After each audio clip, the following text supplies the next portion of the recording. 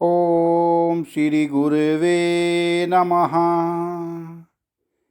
ओम शांति शांति शांति। प्रणाम भगवान। भगवान योग वासिष्ठ महारामायण से निर्वाण प्रकरण पूर्वार्ध और सर्ग नंबर 71 से 73 लेते हैं भगवान, जिसमें शीर्षक है बेतालकृत 6 प्रश्नों का राजा द्वारा समाधान। सत्संग लेते हैं भगवान। श्री वशिष्ठ जी कहते हैं, रामभद्र जब ऐसा कहकर बेताल चुप हो गया तब वह राजा हंसकर यह कहने लगा। राजा ने कहा, बेताल, यह चराचर जगत रूपी फल उत्तरोत्तर 10 गुण पंचभूतों की परत से घिरा हुआ है, अर्थात इस जगत के सब ओर पृथ्वी का घेरा है।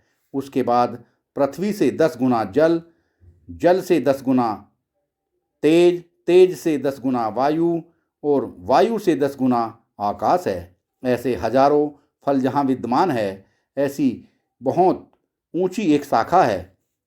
उस प्रकार की बड़ी बड़ी हजारों शाखाएं जहाँ विद्यमान है, ऐसा बड़े आकार वाला एक महान वृक्ष है।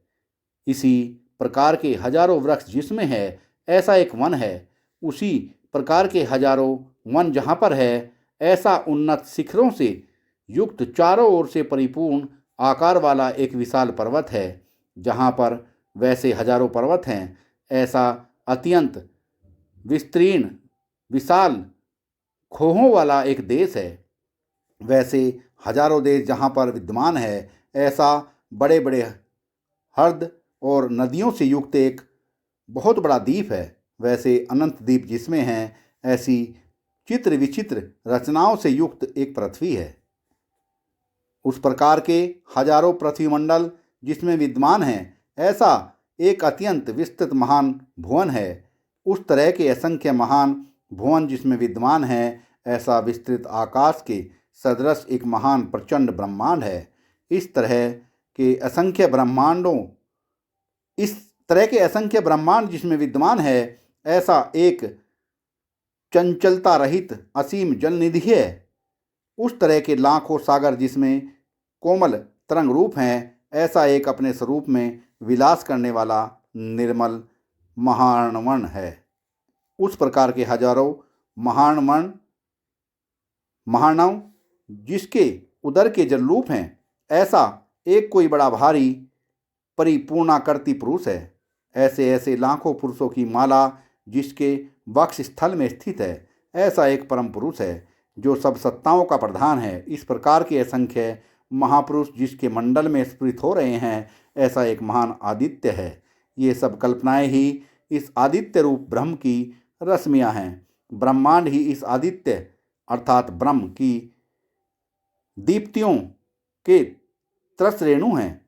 मैंने तुमसे जिस सूर्य का कथन किया था, सच्चिदानंद घन ब्रह्म ही वह सूर्य है। इसी के प्रभाव से सारा जगत प्रकाशित होता है। बेताल, पूर्वोक्त असंख्य पदार्थ जिससे प्रकाशित होते हैं, ऐसा विज्ञान स्वरूप परम सूर्य है। और ये जो विस्तृत ब्रह्मांड हैं, वे उसी सूर्य की किरणों में स्फुरित होने वाले त्रस रेणु हैं। इस प्रकार यह तुम्हारे प्रथम प्रश्न का उत्तर दिया गया।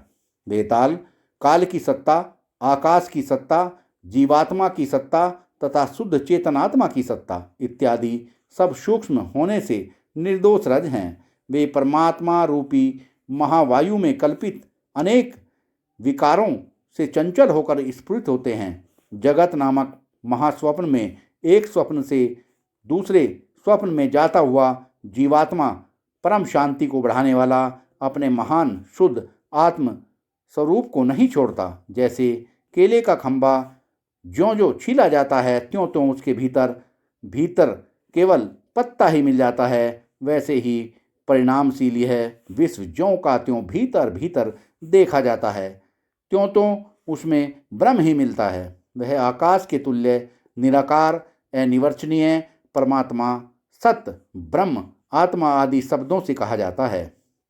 सूक्ष्म मन और इंद्रियों के द्वारा अप्राप्य होने के कारण परमात्मा परमाणु कहा गया है। अनंत होने के कारण परमात्मा ही मेरु आदि पर्वतों का मूल है। परमाणु स्वरूप होते हुए भी इस परम पुरुष अनंत परमात्मा में ब्रह्मांड, आकाश, भुवन, सूर्यमंडल और मेरु ये सब पदार्थ परमाणु की तरह प्रतीत होते हैं।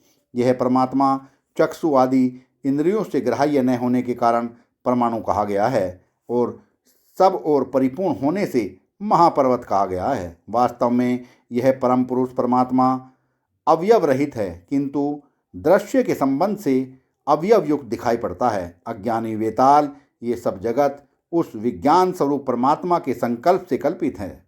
अतः तुम उस अनंत शांत स्वभाव अपार परमपद को अनुभव करो और शांत हो जाओ। श्री वशिष्ठ जी कहते हैं, श्री राम राजा के मुख से इस प्रकार प्रश्नों का समाधान सुनकर सुधांतकरण वेताल विचार युक्त बुद्धि से परम शांति को प्राप्त हो गया। निर्दोष आत्मा को तत्व से समझकर और भयंकर क्षुधा को भूलकर वह शांत मन वेताल परमात्मा के ध्यान में अचल स्थिर हो गया। सत्संग को विराम देते हैं भगवान। प्रणाम भगवान।